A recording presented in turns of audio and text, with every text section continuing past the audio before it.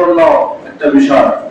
সুতরাং আল্লাহ সুবহানাহু ওয়া তাআলা যদি মাখলুকাতের বিষয়ে কসম খেতে পারে, তাহলে আপনি আমি বুঝেন যে এই সূরা অনুযায়ী আমল করা আমাদের কতটা গুরুত্ব। আল্লাহ রাব্বুল আলামিন বলেন ওয়াল আসর, সময়ের কসম। ইবনে কাসির রাহিমাহুল্লাহু তাআলা তিনি তার তাফসীর কাসির ইবনে কাসিরের ভিতরে উল্লেখ করেছেন, হযরত ইমাম শাফিঈ রাহিমাহুল্লাহু তাআলা তিনি বলেন, তিনি তাফসীরে ইবনে কাসিরের ভিতরে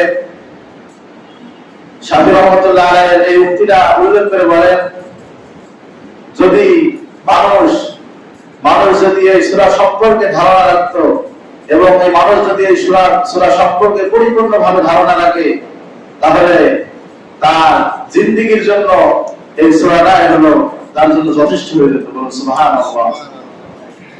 তার জিন্দেগীর জন্য যথেষ্ট হয়ে যেত।